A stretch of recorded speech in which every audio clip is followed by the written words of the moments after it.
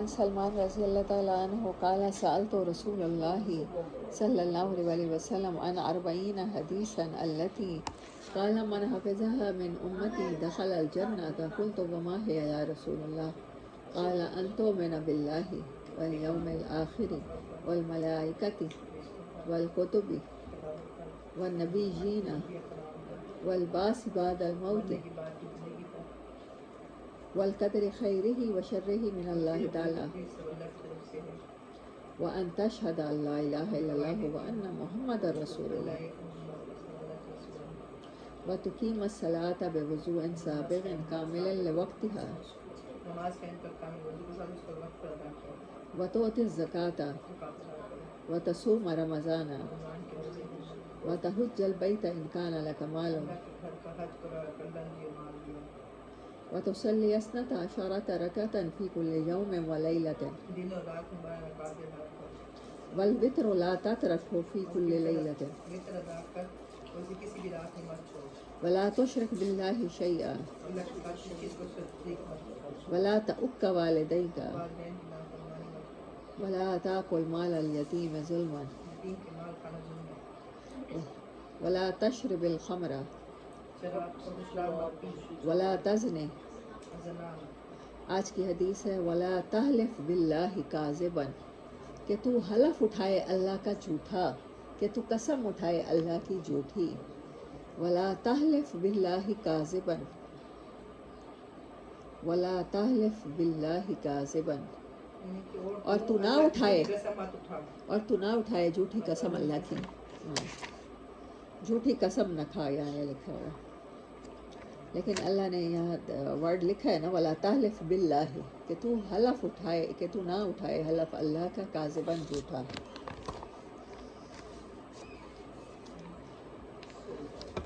حضور صلی اللہ علیہ وسلم لوگوں کے ایذا دینے پر سب سے زیادہ ثابت تھے اور سب سے بڑھ کر حلیم تھے. تحمل و درگزر، مسکنت، رفق و تواضع. اپنی ذات کے لیے کسی سے انتقام نہیں لیا. آپ نے کبھی کسی چیز کو، آدمی یا جانور کو اپنے ہاتھ سے نہیں مارا. اللہ کی راہ میں جو جہاد کیا وہ اور بات ہے. دیکھیں یہاں سے سب سے بڑی دلیل ہے سورۃ النساء کو سمجھنے کے لیے. قرآن کیا کہہ رہا ہے؟ زندگی کیسے گزارو جیسے آپ صلی اللہ علیہ وسلم نے گزاری. تم بالکل وہی کام کرو، کیونکہ آپ کے خلق عظیم ہے، اور آپ کی حدیث مبارک بھی ہے میں مکارم اخلاق کی تعلیم کے لیے بھیجا گیا. تو اس سے نبی صلی اللہ علیہ وسلم نے کبھی کسی کو نہیں مارا. یہ حدیث ثابت کرتی ہے کہ نہیں مارتے. حضرت عائشہ رضی اللہ تعالیٰ عنہ فرماتی ہیں کہ حضور اقدس صلی اللہ علیہ وسلم نے اپنے دست مبارک سے اللہ تعالیٰ کے لیے جہاد کے علاوہ کبھی کسی کو نہیں مارا، نہ کبھی کسی خادم کو، نہ کبھی کسی عورت کو. دیکھیں، بیوی یا باندی کو مارا. آپ فرماتی ہیں میں نے کبھی نہیں دیکھا حضور صلی اللہ علیہ وسلم نے اپنی ذات کے لیے کبھی کسی سے ظلم کا بدلہ لیا ہو. البتہ اللہ کی حرمتوں میں سے کسی کی توہین ہوتی تو حضور صلی اللہ علیہ وسلم سے زیادہ غصے والا کوئی شخص نہیں ہوتا تھا. ایک مرتبہ ایک بدوی آیا اور آپ کی چادر پکڑ کر اس زور سے کھینچی صلی اللہ علیہ وسلم کے گردن مبارک پر نشان پڑ گیا، اور یہ کہا کہ میرے ان اونٹوں پر غلہ لدوا دو. تم اپنے مال میں سے یا اپنے باپ کے مال میں سے نہیں دیتے ہو. گویا بیت المال کا مال ہی ہم لوگوں کا ہے، تمہارا نہیں ہے. ایک اور غلط فہمی ہم لوگوں میں پیدا ہو گئی ہے کہ ہم بدوؤں جیسا ایمان چاہتے ہیں. وہ کوئی ایمان والا ہی ہوگا نا جو کہنے آیا ہوگا اپنا مال دے دو، تو بیت المال میں سے ہی دیتے ہو اپنا یا اپنے باپ کا. کتنی بدتمیزی ہے. اور بدو آیا تھا اور اس نے آپ سے پوچھا تھا حضرت عمر سے، حضرت ابو بکر سے، کہ مجھے بتائیں کہ اگر میں ساری زندگی بس نماز پڑھتا رہوں، میں روزہ رکھوں، حج کروں، زکوٰۃ کروں، میں جنت میں چلا جاؤں گا. آپ نے کہا جاؤ. حضرت عمر نے کہا یہ آپ نے اسے کیا کہہ دیا؟ انہوں نے کہا وہ ایمان لینے نہیں آیا تھا، جو وہ لینے آیا تھا میں نے اسے دے دیا ہے. اور ہم لوگ سمجھتے ہیں کہ یہی سارا ایمان ہے. ہاں، یہ بدوؤں کو دیا جاتا تھا یہ ایمان، کہ بس جاؤ جان چھوڑو، جو بدتمیزی کر رہے ہو یہاں کھڑے ہو کر جاؤ، بس یہ لو اور جاؤ.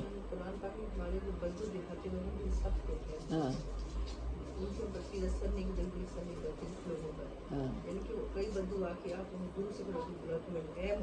اسی لیے تو سورۃ تحریم میں آیا نا کہ آپ نہیں بولیں، اونچا نہیں بولیں.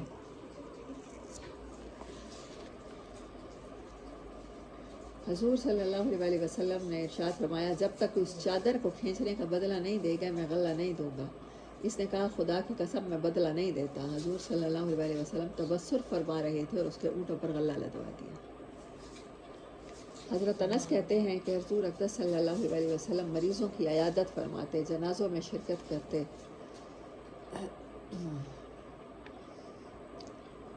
گدھے پر، دراز گوش گدھے کو کہتے ہیں میرے خیال میں، سوار ہو جاتے تھے اور غلاموں کی دعوت قبول فرما لیتے تھے، اور اپنی بکری کا دودھ دو لیتے اور کپڑوں میں خود پیوند لگا لیتے، اور اپنے جوتے کو بھی سی لیا کرتے اور اپنے اپنے گھر والوں کے کام کر دیا کرتے. آج گھر کا کام مرد کرے تو بڑا ہی دانا سمجھا جاتا. اچھا ہاں، اور معاشہ وہی تو کہتی ہے میرا ارادہ تھا میں خدمت کروں گی، وہ تو آپ میری خدمت کرتے تھے.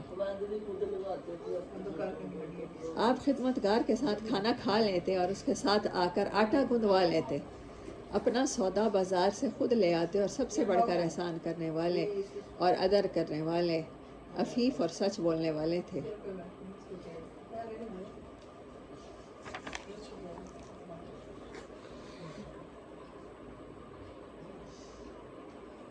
حدیث مبارک ہے کن فی الدنیا کا انکا غریب او عابر سبیل، تو دنیا میں اس طرح رہے جیسے کوئی غریب الوطن، مسافر یا راستہ گزرنے والے کی طرح. اس کا عملی نمونہ تھے. آپ کے پاس، آپ اقدس کی بارگاہ میں صلی اللہ علیہ وسلم کہیں سے کوئی صدقہ وغیرہ کی رقم آتی تو جب تک آپ اس کو غریبوں اور مستحقین میں تقسیم نہ فرما دیتے، گھر کے اندر تشریف نہ لے جاتے. جب حضور صلی اللہ علیہ وسلم کسی ضرورت مند محتاج کو دیکھتے تو اپنا کھانا پینا تک اٹھا کر عنایت فرما دیتے، حالانکہ آپ کو بھی اس کی ضرورت ہوتی. آپ کی عطا اور سخاوت مختلف صورتوں میں ہوتی تھی. کبھی کسی کو کوئی چیز ہبہ فرما دیتے، ہبہ گفٹ کو کہتے ہیں، کسی کو اس کا حق دے دیتے، کسی کو کوئی ہدیہ دیتے، کبھی کپڑا خریدتے اور اس کی قیمت ادا کر کے اس کپڑے والے کو ہی وہی کپڑا بخش دیتے. سبحان اللہ، یہ بالکل نئی چیز ہے. اور کبھی کپڑا خریدتے، اس کی قیمت ادا کر کے پھر کپڑے والے کو ہی گفٹ کرتے تھے. ہاں، کبھی قرض لیتے اور اس سے زیادہ عطا فرما دیتے، 10 روپے لیے تو 20 دے دیتے واپسی، اور کبھی کپڑا خرید کر اس کی قیمت سے زیادہ رقم عطا فرما دیتے. کبھی ہدیہ قبول فرماتے اور اس سے کئی گنا زیادہ اس کو انعام عطا فرما دیتے. حضرت جابر فرماتے ہیں کہ حضور اقدس صلی اللہ علیہ وسلم نے کبھی کسی شخص کے لیے کوئی چیز مانگنے پر انکار نہیں فرمایا. اگر اس وقت موجود ہوتا تو عطا فرما دیتے، ورنہ دوسرے وقت کا وعدہ فرما لیتے یا اس کے حق میں دعا فرماتے کہ اللہ جل شانہ اس کو کسی اور طریقے سے عطا فرماتے ہیں.